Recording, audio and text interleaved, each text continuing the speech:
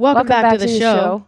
Alex, I do the intro. I know you do, but you do the same thing every single time, so I thought I'd join in. And do like a creepy intro duet? Really, I was trying to teach you a lesson that you should switch it up for next time. I don't know. I think there's some value in repetition with podcasts. It gives listeners an expected feeling, some comfort perhaps. Maybe they like the intro. I don't know. Maybe. It's an assumption.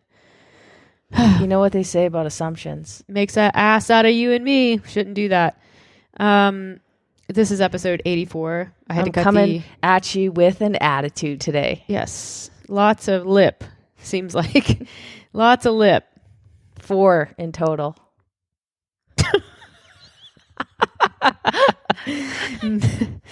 Okay. That was a bad joke. I know it's bad. Like, we're trying to keep this, the more listeners, the better. And so if our podcast is rated R. I mean, it could be 4 lips, like it's you and me. We each have 2. So really it's 8. So if you read into that, oh, Alex.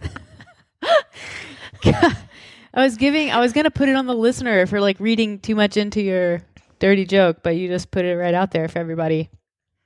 Really letting it air out. Yeah. Anyways, episode 84. Cut the intro out on the last one because I said it was episode 82, but it wasn't. It was episode 83. Shameless plug for our Holiday Habits Challenge, the Lookout Challenge, which starts Friday, November 25th. If you haven't signed up, sign up. There is a free option. There's an option where you can click $0. That's fine. There are also options for $5 all the way up to like your entire savings account. So really, whatever you feel like giving, it's very appreciated. It is going to the looking out. Even $5 makes a difference. It does. So, and I do see who puts 0. She judges. I do see the names come through with $0 next to them. Yeah. No judgment. Not everyone is in a financial situation to donate, but it is very much appreciated. Yeah. So the proceeds are going to the Looking Out Foundation to amplify their mission and their outreach. It's a really cool organization founded by Brandy Carlisle. Not that we're fans. Okay, we're huge fans. But we had to pick a charity because we don't have our own charity yet. But decided to go with that one this year. It's going to be really fun. It's 4 weeks. Basically starts Friday, November 25th, ends Thursday, December 22nd. 4 different themes. There's a nutrition week. There's a fitness week, there's a grounding week, and then the last week is a giving week. And so each week, the first day is going to start with 1 behavior. The second day has 2 behaviors, and you basically add on a behavior every day for 7 days, and then it resets the following week. But you bring 1 to 2 behaviors from previous weeks with you. So like week 4, you'll be doing the week 4 activities plus between like 3 and 6 of the daily tasks. Yeah, and they're not like time-consuming things. It's like drink a glass of water first thing in the morning. I was going to say it's like brush your teeth, but you should be brushing your teeth. That's not part of the challenge. No, we're not. This is not a dental challenge. This is not a personal hygiene challenge. I mean, brushing your teeth is part of your lifestyle. A lot of people say they want nutrition to be easy, like brushing my teeth.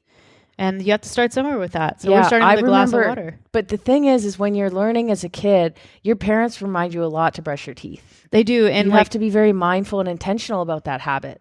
Yeah, you do. And you might try to like get around it, but they're there to be like, no, brush your damn teeth, which is basically like, a nutrition coach. I used to be I was a kid who would get like sick and not like a cold. I would get strep throat a lot. But I used to throw up a lot. Like I'd get these really, really bad headaches that would turn into migraines, and I would throw up. And I was also that kid that would like throw up and cry at the same time.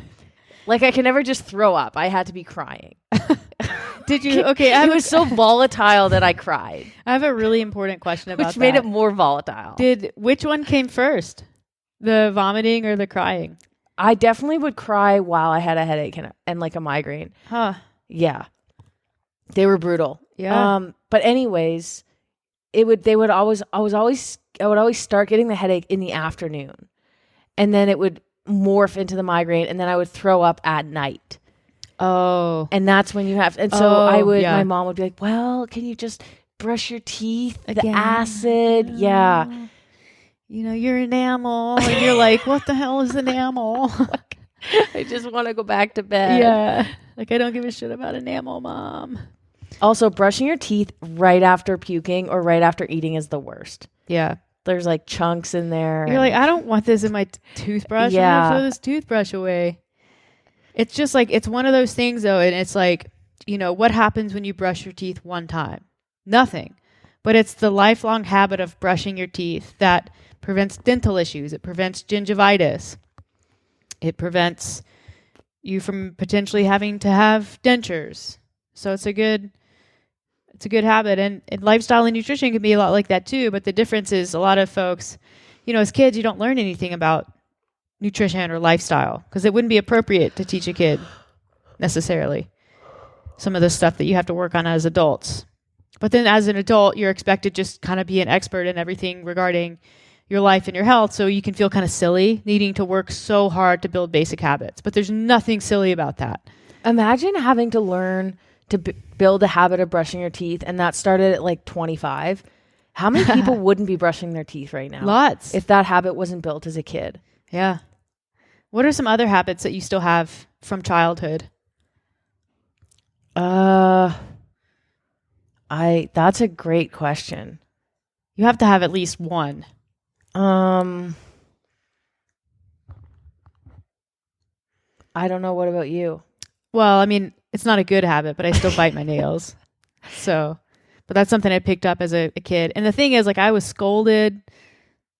They said, don't bite your nails, but I still did it. I wasn't scolded hard enough.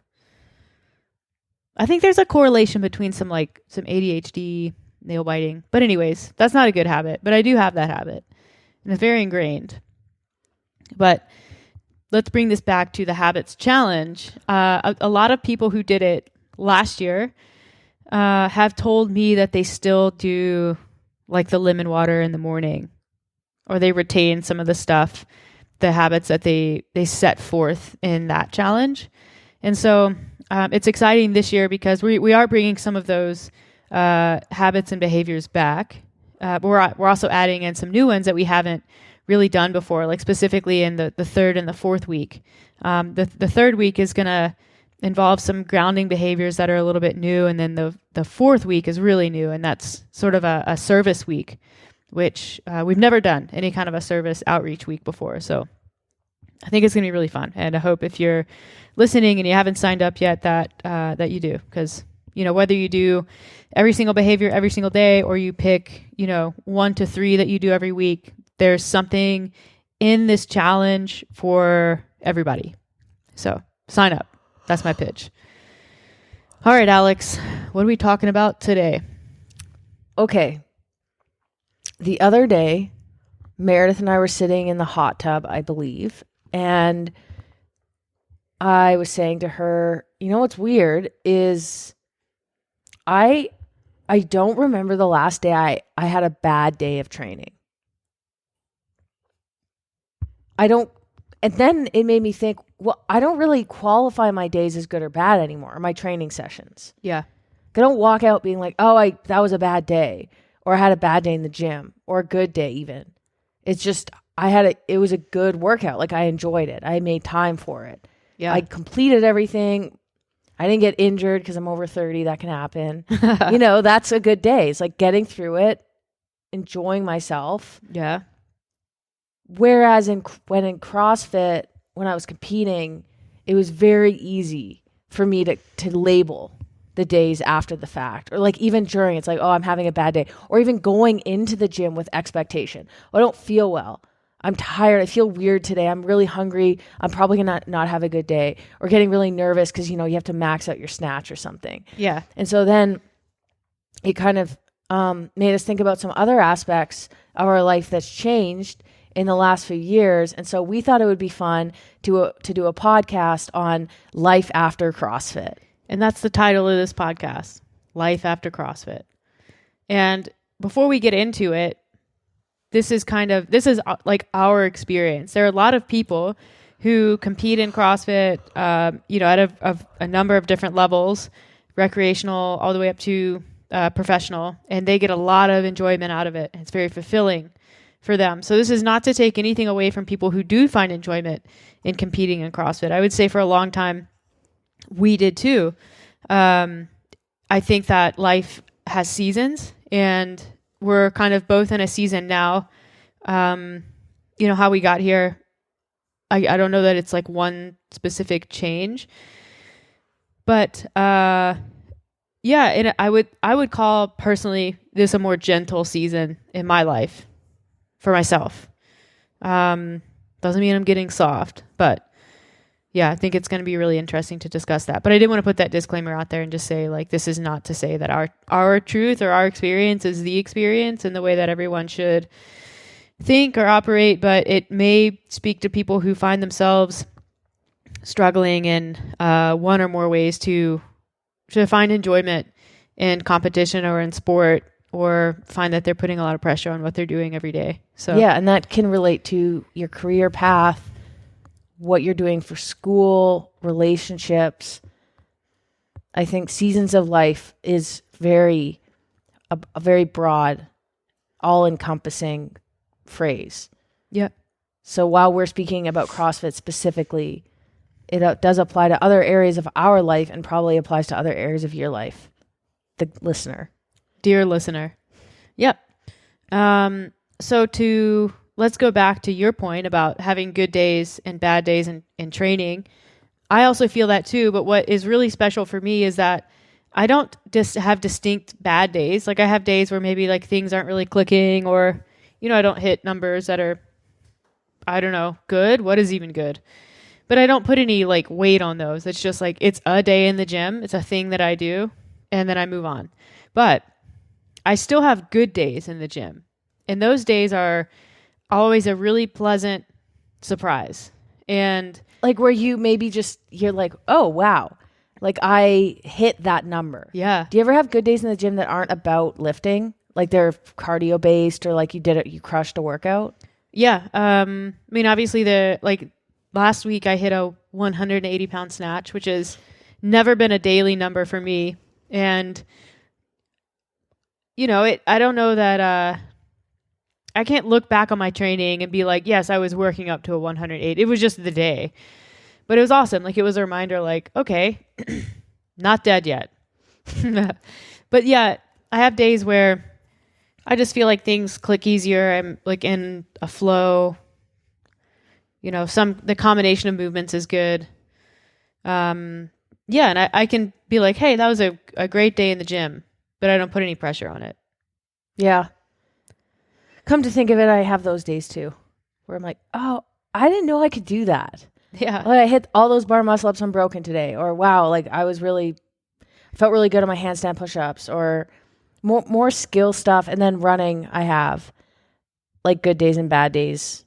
Maybe like paces are just feeling a little bit easier. I just feel a little bit better mentally. It doesn't seem as much of a grind, but the strength, not as good. Like with the running, the amount of running I'm doing and the longer I'm doing it, I'm like working to maintain my strength. So I'm kind of doing like the bare minimum to maintain. Yeah. But the top numbers aren't there. And so for instance, today I back squatted for 2 and I hit 220, and like maybe on a good day 2 years ago, I would have been able to hit 250. But there wasn't that, like, yeah, I know that in my mind, but it was like today I hit 225. Yeah. That's what the number is today. Yeah. And that's all there is. Yes. It's like that. It felt like 250 would have felt 2 years ago. And that's enough for me today. That's what I am training. Like your goals change, whatever, but there's no emotion tied to it. Yeah. Yeah. I go back and forth on, I think that sometimes the most dangerous phrase in the human language is good enough. Like I think that good enough. I think that leads people to settle a lot and not try hard, but at the same time, there are days and periods in your life where you have to be okay that good enough is good enough. And I think now, especially with your running volume, a 225 pound back squat is good enough. Yeah. You have to be happy with that, because if you are running 70 kilometers a week and also have the expectation that your squat is 250, 260, 270, that's going to be massively disappointing. But I don't want to drudge up core values every single time, or that pie where you have all of the things in your life. But if you're saying nothing is good enough in any part of your life, you're going to run yourself ragged. You have to, and this kind of goes to the seasons in life. You're going to put more focus on certain things in your life, which makes the other things kind of like, okay, that's going to just stay where it is. Yeah. I'm going to put this amount of time, this amount of attention, this amount of emotional and mental energy towards it, and that's good enough because it allows me to do other things. If I'm not okay with a 220-pound back squat and I'm like really bummed out about it, I'm like, I got to focus on strength. Well, you know what? That's going to take away from running. Or maybe it doesn't. It's going to take away from other things in my life. Yeah. Like, I don't know, being a happy person, my job, like feeling good during the day because I'm not crushing myself in the gym. Yeah. Yeah. And then also wondering if the effort that you're putting in is good enough. Mm-hmm, I think that's like, that's a big problem. I think when I was really obsessed with getting better at CrossFit, and I was, I wanted to be the best that I could be in the sport. I enjoyed it. I would have a good time in the gym. I would train my ass off. I would put in time, energy. But in the back of my mind, it was always like, is what I'm doing good enough? Are other people doing more? What are other people doing? Like, all you ever see is people crushing it. I don't think I would even ask what other people were doing. I would just assume everyone was beating me. Yeah. And there were certain people that I would judge myself based on, which is weird because we wouldn't even be doing the same workouts. Certain people on Instagram, people I had maybe competed against in the past, like friends of mine, you. So I remember doing workouts in the middle of workouts. And I guess thinking back, this was motivating to push harder in the moment when I'm training by myself. But I would think to myself, oh, if so-and-so were beside me, where would they be at in this workout? How much farther ahead would they be? Whereas today I do workouts, I'm like, this is where I'm at. Where is my effort? Is it high? Okay, good. Keep going at this rate. Like push. Are you like, there's something in the back of your head that's like, hey, could you be pushing a little harder? Are you slacking a little bit? And you know when you are. Yeah. It's like, all right, you can pick that barbell up. Come on, Alex. Like, I know you're not trying to make it to the CrossFit Games, but like, push yourself a little. Yeah. You know where that limit is for you. But It's not like, oh, if so-and-so were here, there's not that comparison. You don't finish a workout and think, oh man, I got to go on Instagram and see what other people are doing. Like, what would I get in that workout? Or I'm going to try that workout and see if I can beat their time. Like, none of that. No. Yeah. It can be a really negative place. And then especially training by yourself, because you can just get into these weird sort of mental places like you're talking about. But I think when you're competitive, and this is probably the same for most athletes, we're just speaking to CrossFit because it's the most relevant, but I think you're always assessing what you're doing. Like, it's just constantly under the microscope. And, now I care, but I also need my brain to work as soon as I'm done the workout. So it's like not the thing that I'm competing in. So going 85% instead of 100% on certain pieces, it's like, yeah, it's good enough for today. And it makes, like, I feel fine later in the day. But I think, like, the most important thing is that it's just, like, training doesn't live under the microscope anymore. That constant comparison. The thing about CrossFit too, and I think that comparison can be a good thing sometimes. I think that competitiveness, especially in young people, can be good. But when I think back to youth sports and the sports that I played, I was a swimmer, and I was compared to what I saw people do with my own eyeballs at meets in my community. And that was the scope of comparison in my life as a teenager. And I think that's a good thing. It's like the right amount of comparison, the right amount of competition. But now think about these teenagers doing CrossFit, or any CrossFit athlete who, or even people who don't compete.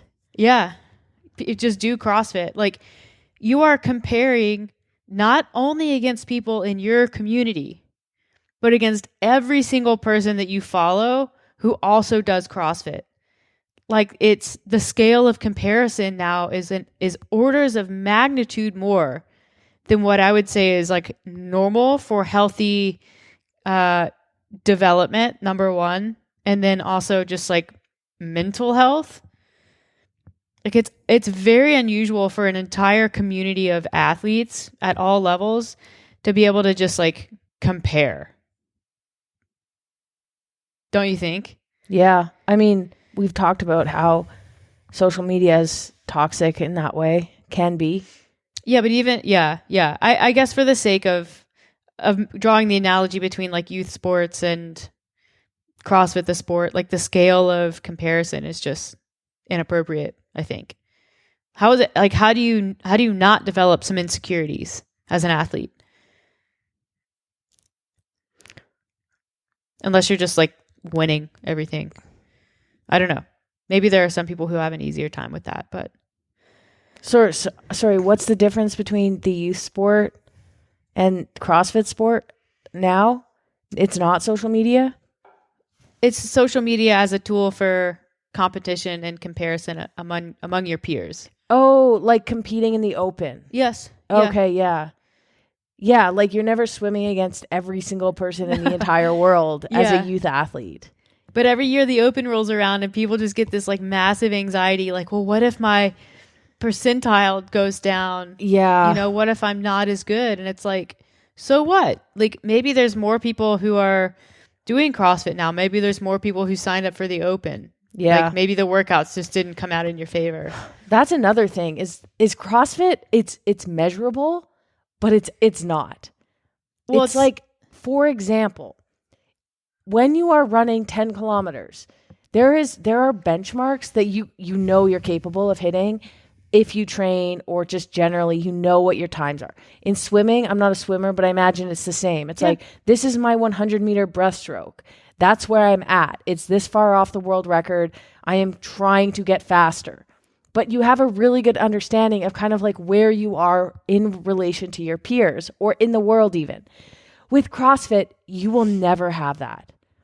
Well, no. Ever. Yeah. Because the workouts are always different. Well, and they're always different. And your basis for comparison, when it comes down to it in the open, is other people. Yeah. Like, CrossFit is really, you have other people and random workouts. Yeah. How the hell, excuse my language, do you, I cannot stand when people say, my goal is to get into the top 200. Or I feel like I should have done better. Based on what? Yeah. Like, based on what? Like, moving targets. Yeah. And it's like, again, like, because and also part of the moving target is how well other people do. Like, CrossFit as a sport is a zero-sum game. Like, your success depends on another person's loss. Like, that's, at a competitive level, that's what it is. And I guess that's all sports, but in CrossFit it's hard because the end metric isn't as measurable or as standardized as, say, a marathon, or swimming a certain distance, or an Ironman, where maybe, I don't think anyone who does an Ironman race says, I want to come top 100 in this race. They probably say, I want to do this in under 11 hours. Yeah. And, at the very, very top of endurance sports, Ironman, marathon running, ultra running, even, like, there's racing happening. There's racing. But that's at the very top, like, far beyond what most people are actually doing. Yeah, but they're not shooting for PRs anymore. No, they're racing against other people, like, and their result is going to depend on who else is in the race, oftentimes. Yeah, but they're also, I think, well aware and in tune with the fact that in endurance sports, especially ultra endurance sports, there's a lot of luck involved. You have to have the right conditions for the athlete. Like, there's so much that can go wrong with your body that's kind of out of your control. You can prepare as best as possible, but sometimes weird stuff happens the longer the duration is. And I think that endurance athletes are well in tuned with that reality, versus CrossFit athletes who are maybe a little more inclined to think that they can power through certain things or overcome the reality that other people are involved. But yeah, I still hear people say, like, an open workout will come out and they'll be like, I'm shooting for sub 10. And I'm like, based on what? Have you done this workout before? Well, no, but my friend got 11 minutes, so I think I can do 10. Are you serious? I guess if that's motivating, that's a good thing. But like, you have to take that with a grain of salt. Yeah. When you get your result, like when you've pushed your hardest. Yeah. Like it's tricky because I think CrossFit's awesome for a person who wants to get more fit, stronger, faster. It's great because it's class based, so you just show up and it's coach led. You have other people around. You have a community, and you will slowly see improvements. Yeah, you will see like, oh, okay, today I did a pull up, or usually in workouts I have to scale this, but I didn't have to. Or maybe you do a benchmark workout and you get 5 minutes faster than you did the previous year. But it is difficult because each week there's probably going to be something in the programming where you feel defeated. Yeah. That you don't get better, or you feel you got last in the workout, or you were unable to complete the workout, or you had to do it scaled. Yeah. That's it's tough with CrossFit. It messes with people mentally and emotionally, but that's also a blessing in disguise because it forces you to be like, that's okay. Something to work on for next time.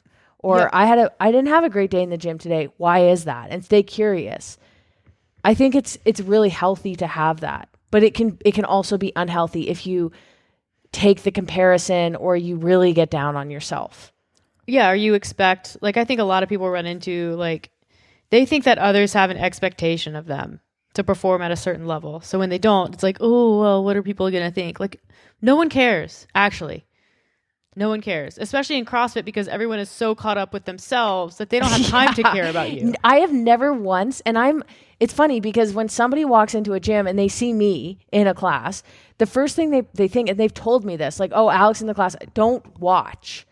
And I'm like, trust me, I am not looking at you. Yeah. Even though, like, I've been to the CrossFit Games, if I go to a CrossFit class, I am doing it. I am just there to do the workout as fast as I can. Yeah. I don't care who's watching. I don't care what other people are doing. I am not watching you. I don't know how much weight you have on the bar. I don't know when you're taking breaks. Yeah. But it's, again, and I've been there. I've been that new person where it's like, oh, this is embarrassing. I'm really bad at snatching. What if, like, Chelsea sees me? Yeah. Chelsea is not watching. No, she doesn't care. If she does happen to look over at you, like, I don't even think a thought's going to register. Yeah. She's just probably checking to make sure she's winning, and that's about it. Yeah, exactly. So I think But that's a really good point, and probably a good takeaway for people who go to classes and are concerned about what other people think of them, especially new people to CrossFit. You get that a lot. Yeah, you get a lot of, and this is like, I mean, you can take it all the way back. Like, people say, well, I'm not fit enough to start CrossFit, or, I don't work out enough or whatever. Like, CrossFit is just exercise. Like, that's all it is. And fundamentally, to make progress, whether you are a novice beginner or an intermediate looking to break through into like the advanced athlete or advanced looking to go to the games, like, you have to park your ego. Like, otherwise you're going to be so like mentally caught up with the process that you're not actually going to be able to like try hard enough to make the next leap. Yeah, I think. But it has been weird for us, going back to that, how much lighter working out is. Like, emotionally. Yeah. It's I like it. I'm enjoying it again. Yeah. I think there was a time there when every workout was so important to me that I would like get mad in sessions for no reason. Like, I could be doing well in a workout and I would just be kind of ticked off. But I think I was just putting so much pressure on myself and what my goals were. And again, what I thought, I mean, after I went to the games, there was all that pressure of like, well, people are expecting you to go back. Like, again, no one cares. No one cares. Someone might ask the question like, oh, are you competing again? And like, as an athlete, I think you read into that like, well, they expect me to qualify, but they're just asking the question. That's it. But it's like, it's so nice to be able to actually just like enjoy working out. Just go through a workout and be like, man, that was really enjoyable. It was hard. I still push myself. But, it's the only purpose for it is because I enjoyed doing it and it is my preferred way to exercise. And then with running, like I'll speak for you, it's like there's less pressure there. It's just you out there running in the cold, sometimes with Rue. Yeah, I took Rue today. Short run. Yeah, we already got comments, people who are like, oh, you better be careful with running with your puppy. And I'm like, trust me, we did the research. We talked to the vet. She can handle a few kilometers. Yeah, I'm like, you spend a day with Rue, and you tell me if she's not good for 3 kilometers. Yeah. With days of rest in between. Yeah. Yeah, she's good for it. The other day we went for a hike with her. It was 6 kilometers. And with the amount of back and forth that she did, there's no way she came in any less than like 10. Yeah. Like no chance. Like that dog did 10 kilometers that day. But anyways, back to the topic. For me, like I'm back to swimming now and it's the same. Like I'm doing it for me, not trying to win anything. It's just like it's becoming more of a practice is how I would put that. Kind of like a yoga practice. It's a movement practice. And that's the same for the gym workouts too.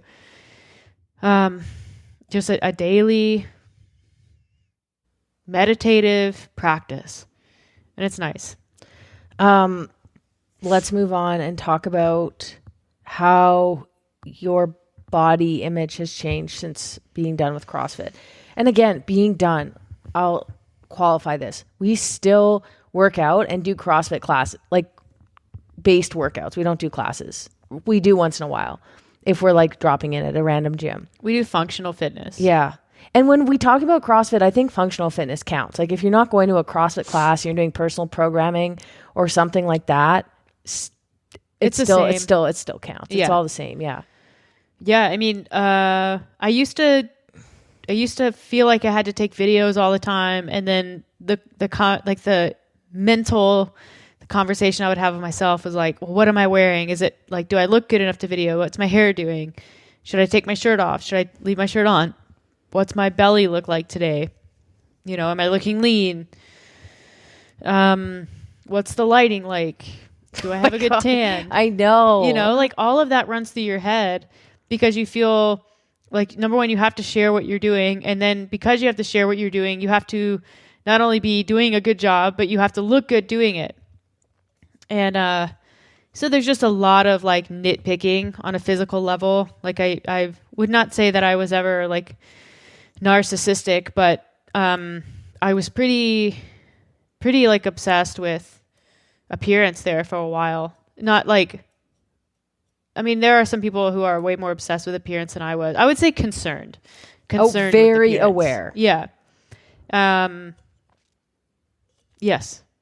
Like the number, like photos that would go up on Instagram because it was all about CrossFit. It was like, well, yeah, what are my abs doing today?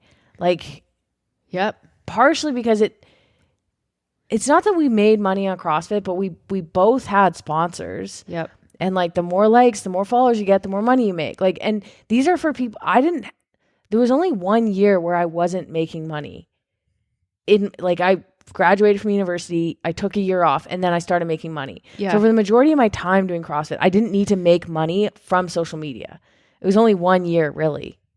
Well, I don't think that it's money even. It's attention. Yeah. Like the early days of, and it's a totally different game now, but the early days of Instagram, and we've talked about this before, like CrossFit came up during the Instagram boom, like 2013 to 2017, kind of like when was peak Instagram time, where the CrossFit Games was getting huge. And if they shared like one picture of you, it was like, boom, 50,000 followers.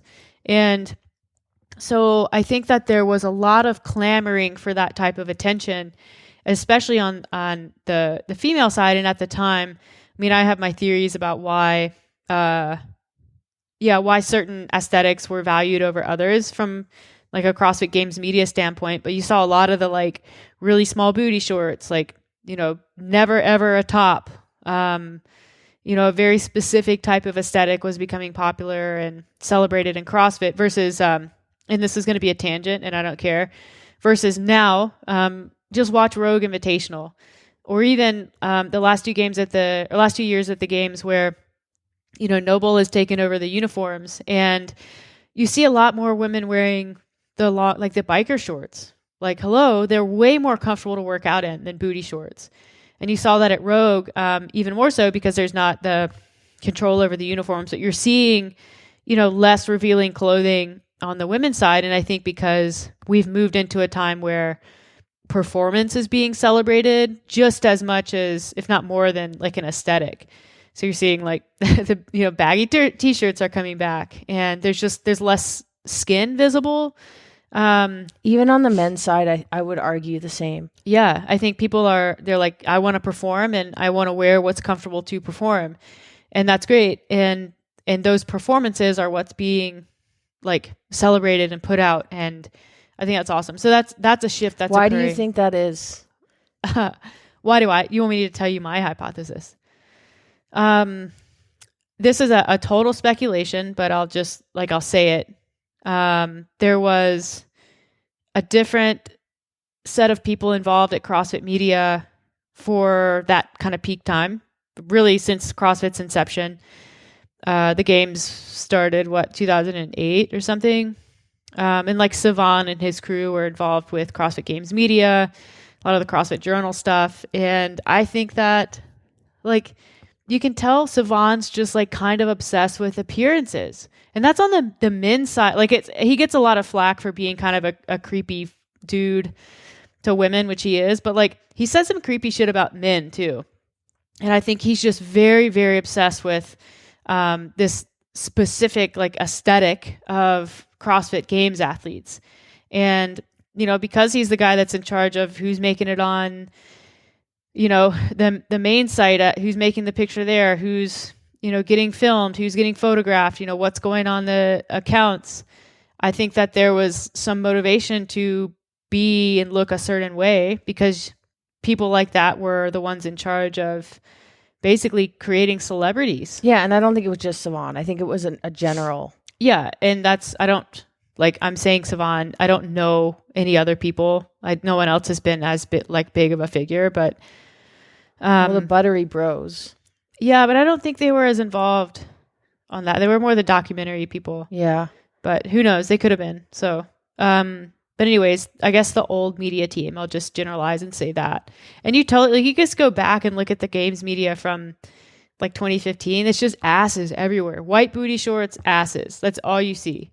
And like, great. I love like asses as much as the next person, but they're not the only thing that needs to be celebrated when it comes to athletic performance, specifically like female athletic performance. So, but back to us, because that's what people are here to hear about. Number one, don't really care what I wear to work out. I wear what's comfortable. Doesn't match a lot of the time, but I like never really think about my body anymore. It's like, I think about what I'm doing with it, how it's doing in the gym. Do I feel good? Do I feel achy? Like most days I feel good. I'm never sick, which is a good thing. Knock on wood. Dog's up. Rue's like, someone's at the door. I'll get it. I gotta go get it. Yeah, it's not a big concern for me anymore. And that's not like, oh, I'm just giving up. Like I'm retiring. I'm going soft. Like I just like doing a lot of the things I've done for years. I just am less critical of myself. Yeah. I think part of it for me is when I train by myself in my gym or out running, I used to get a lot of people commenting on my body, or I used to post more without a shirt on, and that derived a lot of comments. Derived? Oh, I thought you said drive. No, derived a lot of comments. It's okay. Carry on. And so I was just more hyper aware. I'm like, oh man, people are commenting on how big my arms are looking. And I would see myself in the mirror and I'd be like, oh, I don't want them to get smaller. They do look nice. Like it just puts these little things in your head. And just the other day, again, because I've been running more, I actually asked Meredith, because I was looking at my arms, and I'm like, are my arms getting smaller? Like, I was just wondering, because it had been so long since I actually like assessed them. Kind of assessed my body. Like, what is my body looking like? Has it changed? Because I don't have time for that anymore. I do my workout. It feels good. I'm seeing improvements where I want to see them. Like, I'm doing it for the reasons I want to be doing it. And it's like, it does not matter what my body looks like. No. What's crazy too is we used to both get comments from other high level like games type athletes on our bodies and like, I would kill for this part of your body, you know, arms, abs, butt, legs, traps, back, like other like elite athletes being like, I want your back. Like, what did you just say? Yeah. I went somewhere the other day and they were like, you're looking leaner from all the running. And I just kind of was like, why? You know? Yeah, just like don't. What if you had been sick and like no one knows about it? And they're like, you're looking lean, but it's because you've been sick. And I think because I'm not in a gym, people just don't anymore. They just don't comment. I don't provide opportunities for people to comment because I'm not around them, or at least people who care about my body as much as maybe people in the gym. But it was weird to hear that. It was like, it kind of like brought me back. You're like, I didn't like that. Yeah. I don't like being aware of how people perceive my body. Yeah, like don't loop me in that you're assessing my appearance. And like maybe they're not necessarily assessing, but I don't know, it's tough to say it. But I think people probably understand where I'm coming from. It's just, it's been nice. It's just, it's nice. I don't really know how else to articulate. You just don't have that thing. I know. It's like I just have a body and it does what I need. And I'm still very aware of like my weight for performance purposes. I spoke about that on the last podcast. But again, it's really about performance. It's how I'm feeling. And I do track my food intermittently, but again, it's performance based. It's to make sure I'm feeling good. I tend to undereat if I'm working or whatever. So there's nothing that's kind of driven by aesthetics. And I never trained for aesthetics, but it was always in the back of my head. Yeah. For different reasons, kind of like you said. Yeah, absolutely. Yeah, it's interesting. Like I'm trying to think of another sport. And to be honest, I think that aesthetics remain relevant in women's sports specifically. I think that it's just like something that it's like in the front of athletes' minds, which is unfortunate because there's this thing like, you know, you have to be world class at your sport, but you also have to have a certain look to get endorsements. And there are plenty of athletes who are not at the top of their sport who have more lucrative endorsements than athletes who are better because of the way they look. And like, that's just marketing. It's fine. A side note, someone I heard recently on a podcast, I can't remember which one it was, but basically these two guys, it's an Australian CrossFit podcast. I can't remember the name of it, but they said that the reason why CrossFit is losing interest and has gone downhill, their words, is because Matt Fraser is not like the male standard he doesn't meet the like essentially male beauty standards. And I was wondering what you thought about that. Well, I don't know. Maybe. I mean, I've been wondering because it seems like no one cares as much about CrossFit as they used to. Yeah. However, I understand that perception might be biased because I just don't care as much as I used to because I'm not as part of the community. So I don't actually know if it feels like CrossFit's going downhill. It feels like fewer people are interested, but it might just be the people I'm surrounding myself with just aren't CrossFitters. I'll say, I think what's happening, I think the sport is getting bigger. I think the affiliates' involvement in the sport is getting smaller. So I think the gap in between the community and the elite athletes is widening. What do you mean the sport's getting bigger? There's more money, there's more athletes. There's more money, there's more athletes, there's more talent. Like it's harder. I don't know that it's not proportionally big to like it. There should be more money in it. Based on the amount of time and effort and energy and marketing that goes into it, but that's a conversation for another time. But it used to be, and I think part of this, again, our perception, sort of hearkening back to like the golden years of CrossFit when games athletes were born from affiliate communities, like, had kind of a grassroots, homegrown, when regionals would come around, the regionals qualified athlete would go, and then their whole gym community would go with them and support them. And that really happened until 2019. And then obviously those changes affected that. But I think even more impactful than that, you see, when Matt Fraser and Tia came up in the sport, neither one of them really were affiliated with a gym. Like they were doing their own programming. Yes, they both were at Mayhem and got kicked out. And then they sort of split and, they were in affiliates, but they weren't. I thought Matt was an affiliate in Vermont, or he was in weightlifting. Yeah. And then, but he wasn't an affiliate. But they weren't like, when Rich was competing, it was Mayhem. Like it was just so much about his affiliate. And even Annie Reykjavik. Like, yeah, that's a good point. Like the big name athletes were also tied to these big affiliates. And so they maintained the grassroots. And like, yeah, of course they have to be an affiliate because like you have to be affiliated to do the open and not video. But it wasn't like Tia was, promoting or pumping up or getting people from like East Nashville CrossFit excited. Like, I don't know that Matt really had that impact on Champlain Valley or wherever the gym was that he came from. I think it was just so much about them and less about the community that's certainly the case with a lot of the up and comers. I don't think a lot of them are actually, okay, let's just take, for example, Emma Lawson is Canadian. And I'm like, well, I don't know what gym she's from. I know most of the Canadian gyms. Yep. Where is she from? I don't even know. I just know she's really good. Yeah. Did she even do classes? Did any of the teenagers ever do classes? No, probably not. So I can see that. Going back to Matt Fraser not meeting beauty standards, that's very interesting. Yeah, I thought so too. I think it's kind of a harsh assessment. I don't have an opinion on whether or not that's true.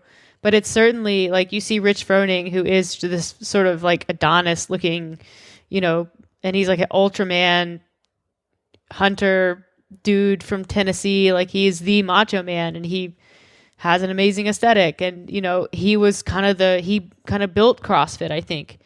And then you have Matt and I don't think Matt's a bad I look at guy. Matt, I'm like, he looks like a pretty like manly man. I don't assess men's appearance. Like, I don't really assess objectively, I think everyone can. I guess what it was interesting is that I never thought that a male aesthetic could have that much of an impact on a sport. Yeah, I'm surprised to hear that. More female I could see, because that's generally been more, like glorified. Yeah. The look of the top athletes. Uh-huh. So that's interesting for me to hear as is. Yeah.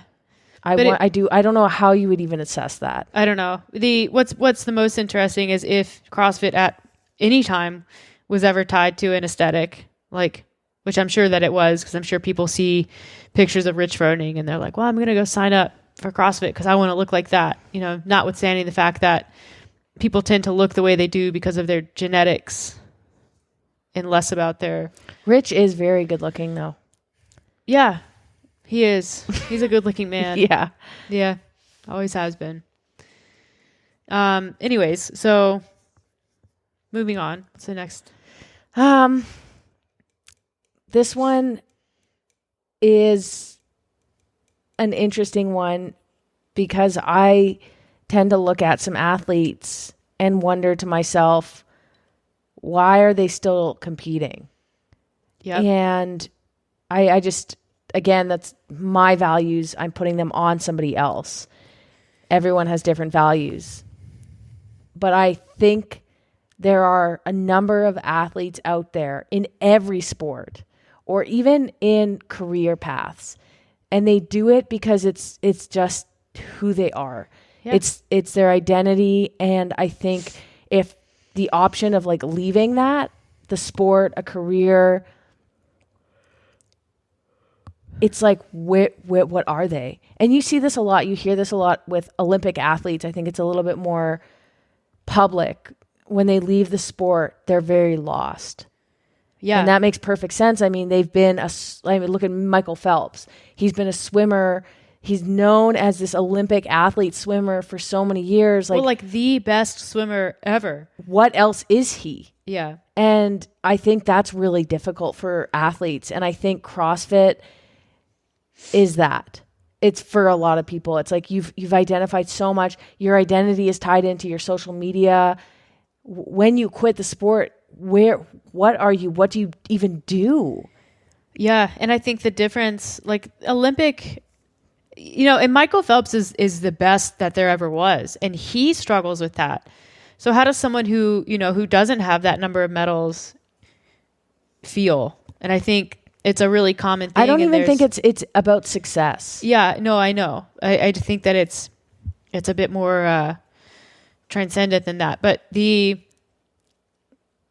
there's more people coming out of the Olympic sports right now who are willing to talk about it and be open. There's some nonprofits that have popped up to support athletes' mental health. I think having someone like Michael Phelps himself be so involved with organizations like that and say hey, it's okay to struggle and to not be okay. It's, there's no stigma, there's no shame in that, because there's been Olympic athletes who they commit suicide. They cannot cope with losing that part of their identity. And I guess, what I would like to see maybe long-term in the CrossFit space is more openness about, the struggle of transitioning out or in the sport. Or in the sport. Yeah. Okay. I'm not going to say you never, because maybe people out there have. I have never, I'm actually thinking about it. I have never had seen a CrossFit Games athlete talk about a mental health issue. Con Porter has. He's the only one that I can recall. I don't actually follow him because he was kind of getting weird on social media for me. But he talked about his sort of battle with mental health issues, but maybe not as a result of the sport, but he's the only one I can recall ever talking about it. You do see athletes say, I'm going to take this year off. I'm going to, or people retire, but it's like they just kind of disappear. Yeah, it's never like, hey, how are you? How are you doing? But I mean, CrossFit is intense. Yeah. It's intense for all of the things we just talked about. And no one out there is having a problem with it. I mean, you struggled, after the games. Yep. And I think you're open about that on our podcast and stuff. And maybe it's just because it's a small podcast, or you're just not a very well-known athlete, that maybe it wasn't enough to encourage others. I don't know. I don't know where I'm going with this, but it's it's odd that you just don't see that. And I also think, and not to get, I don't want to seem like we're just analyzing CrossFit, but it's kind of old school. It's got that old school mentality. I mean, look at, Savant's still part of the picture, or Savant's still part of the picture. You saw what happened when, Eric Rosa got shit on for coming out and saying that he had anxiety and depression and was taking time away. Yeah, I mean, you have Savant basically saying, accusing someone of, who has a mental health problem, which 1 in 4 people do, of being mentally disabled. And those are his words. Yeah. So he's still a voice in the space, and there are still, he represents a large percentage of the people in the space. And so you still, you have people like that, and it's a scary, scary place to be open and worried about receiving that type of feedback and having someone say something like that to you. Because if you are struggling with a mental health problem, depression, anxiety, anything, and you have someone like that say, oh, you're mentally disabled, how's that going to feel? Is that going to be good? No, it's not. And so your options are you put it out there and you run that risk, or you keep it to yourself. So people keep it to themselves. Yeah. Yeah. And I think it's unfortunate. But then again, I'm also not in the position to be like, oh, hey, you should, be out with it, because I understand that there could be backlash on your income, your following, all of that stuff. Yeah. But it's hard to look at and be like, this is good. This is good for the sport. Yeah. This is good for the up and coming athletes. That's as an outsider, again, as somebody who's moved on from CrossFit. Yep. From my perspective, for me, I think I was lucky because not necessarily lucky, but I never put all my eggs in the CrossFit basket. And maybe that's why I was never good enough to make it back to the games. But I had this other, have always had a more diverse identity. Yeah. I've always been like academic, but also athletic. I pursue sports, but I pursue career path. I'm a business owner or I'm a lawyer, and I also do CrossFit or I ski race. It's like there's never just one thing, identity, and there's never ever been one thing, and that's been I've been very acutely aware of that since I was a kid. Yeah. And so like I never left CrossFit and had to struggle with that. I don't know what it's like. It was almost for me a relief. It was like, okay, it just kind of naturally transitioned. It was like, now I can just kind of do what I want on my social media. And if like I was losing followers, I didn't care. I know. And I was losing followers. Like people are like, I don't care that you got called Meredith's son. I'm here to see you topless. Yeah. Shirtless. Yes. And people were like, this is not, she has short hair now. I'm out of here. Is that a boy? She's transitioning. But actually, and it's like, I don't care. No, I know. And I guess that's like, we did a talk last weekend at a CrossFit gym, and I joked and I said, I went to the CrossFit Games one time, but that's, the least interesting thing about me. But I actually kind of believe that. Like, it's a cool thing I did one time. But it's like, as far as the things that I've done in my life and the things that I plan to do, like that's just a blip on the radar. I think it's still interesting because so few people do it and a lot of people know about it. Yeah, I guess so. But yeah, I don't think it really, for me at least, going to the CrossFit Games isn't this like mark in history that changed me as a person. It's just kind of like, oh, I went to the games. That was really fun. I had a cool experience. I can talk about it. I have a floor mat with my name on it. Yeah, but it's not like this thing that is who I was. Yeah. Or am. Yes. I was looking at that floor mat today because it's in the gym. It's in the garage in Fernie. And I was like, man, they really knew how to play on people's like narcissistic tendencies, because I really wanted that floor mat. Why though? Like, what are you going to do with a giant, 8-foot long mat with your name on it? Like, it's just this Getting thing that you have to tote was around. Annoying. Yeah, it's so. I look at it and I was just like, it's so silly. Like, it's sitting there with a bunch of dumbbells all over. It's dirty. I had mine basically at the end of the game. So like, you got to go back to like where they keep all the extra equipment and go pick yours up. Yeah. And it's like, you're exhausted. You're sore, the sorest you've ever been in your entire life. Here, carry this unruly mat. Like, yours is at the bottom. I'm like, how? I can't even pick this thing up. Yeah. My hands are torn to shreds. Everything hurts. I can't bend over. And now you have to carry this thing back to like wherever you're staying at the hotel. Yeah. Cool. Awesome. Love that for me. But anyways, I'm sure a lot of people out there are like, can't believe you're complaining about having a games floor mat. They're like, I want a games floor mat. I do think if I made it for the first time in 2019, when they went to the banners over the pylons, like they did away with the floor mats after 2018. I'd have been kind of bummed, but narcissistic tendencies. I still have all of my clothes with my name on it. Like, I know. I don't know what stuff? you're doing with that. I'm like, can we throw this in the garbage / donate it? I gave a lot of my stuff away. Maybe I'll just start giving it away. I might do that.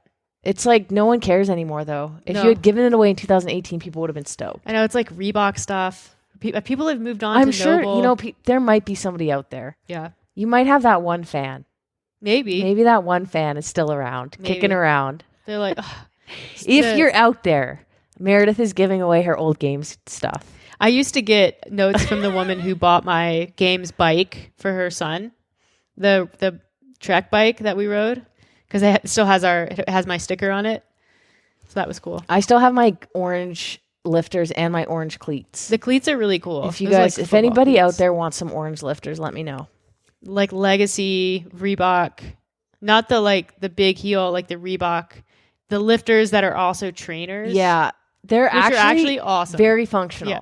Yeah. When you get like a box jump workout with a lifting workout, you can box jump with them. That happened in the open once. I was like, I still have my shoes. Yeah, early Reebok footwear for CrossFit was like unprecedented. Yeah, so great. Okay, moving on from identity, which like, again, we didn't necessarily struggle with, which is kind of a good thing. We just kind of like, our identity just kind of like transitioned over to prioritizing being business owners or regular people who didn't spend 5 hours a day in the gym. Normals. The last thing to touch on is community and how that's changed since we've left the competitive space. I can start. Yeah. When Meredith and I left, it was like, who are our friends? we kind of were like, well, we don't have any friends. Yeah. When even for our wedding, we were thinking we have a lot of friends. We have all these friends from CrossFit.